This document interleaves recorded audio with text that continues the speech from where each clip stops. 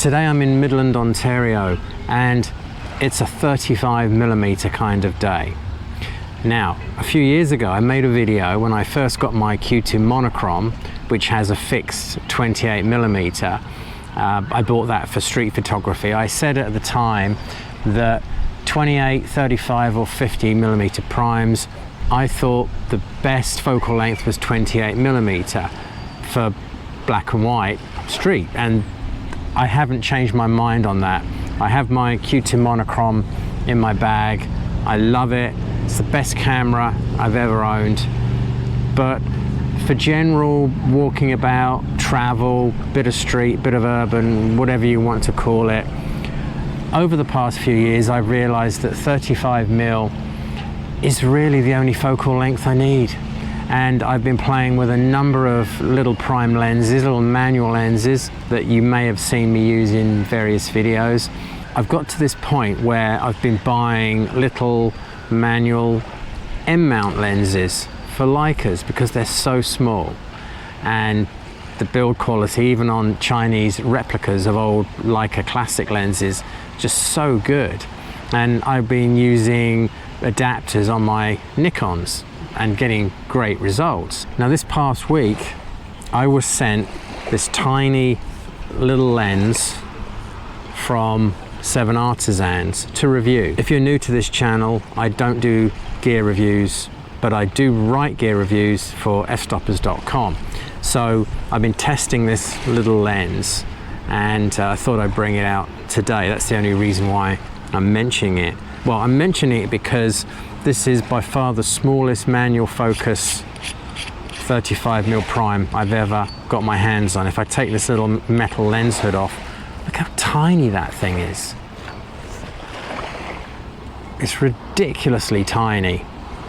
So I thought this past week, why am I using M-mount lenses with adapters on Nikons? Why don't I just get an M camera? So digital M, an M10, is now my second favorite camera I've ever owned. Doesn't beat the Q2 monochrome in my bag there, but this little camera and this little lens, just look how tiny it is. I thought my little Q2M was small enough. It's actually quite a big lens on this little body, but it's such a great little combo. I love it. And what's interesting, look at the difference there. This little guy is smaller still. So for stealthy street photography, I'm really enjoying this setup. It's amazing. Anyway, enough about gear. It's all about the focal length, really. As I said earlier, 35mm focal length day, unless I want to do some black and white with this guy, in which case it's 28. Enough chit chat, let's get going.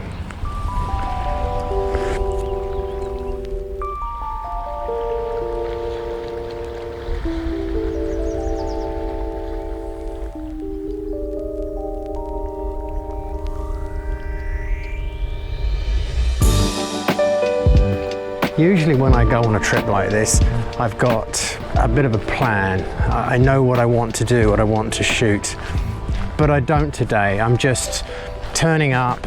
I suppose the plan is using a 35mm prime only, but really I'm just looking around and seeing what takes my interest.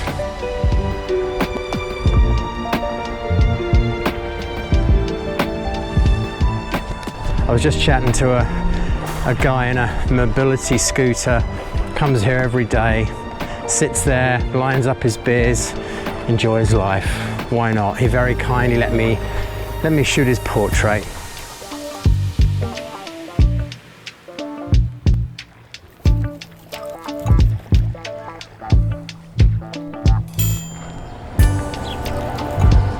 That structure there, well, I think it's some kind of storage unit or something.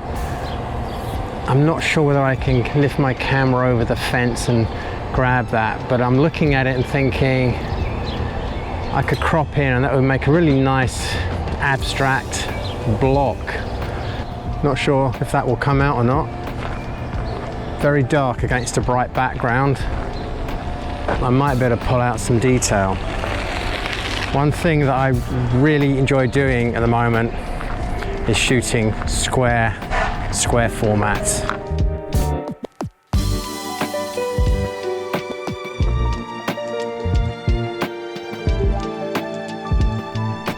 This orange structure with the biscuit coloured and the green next to it, those three colours, they really caught my attention. That make a nice square.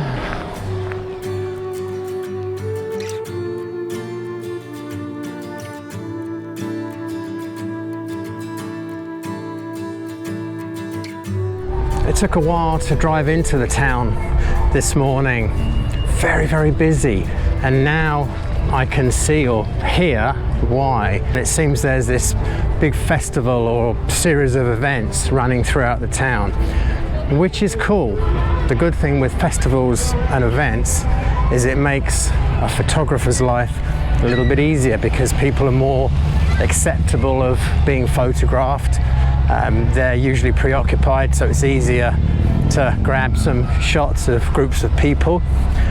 And this is a really good place to start. If you're getting into street photography, go to a street festival, some sort of event like this.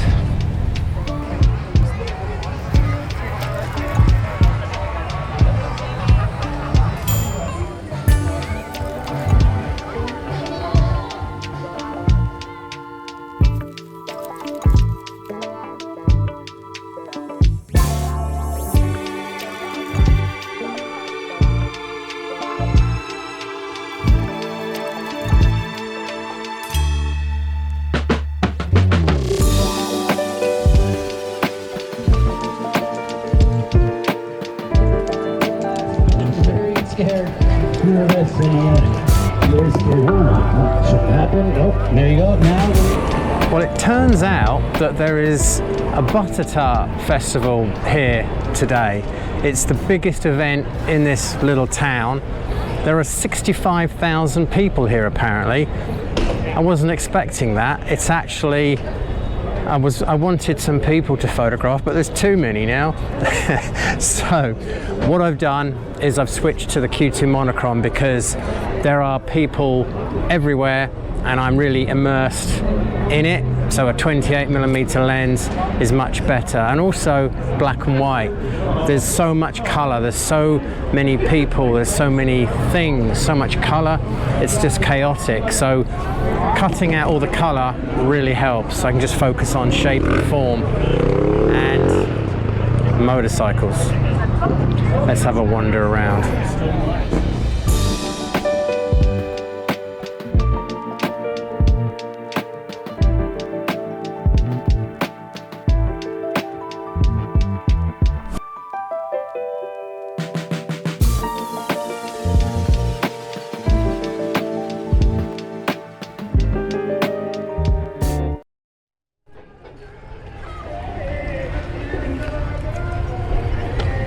Sounds like someone strangling a cat over there. Oh no, it's somebody singing.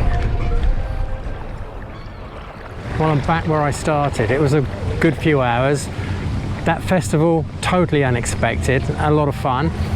So today has confirmed what I already had figured out really, is that the two best lenses, the two best primes for me to take on a travel slash street photography adventure are a 28 and a 35mm.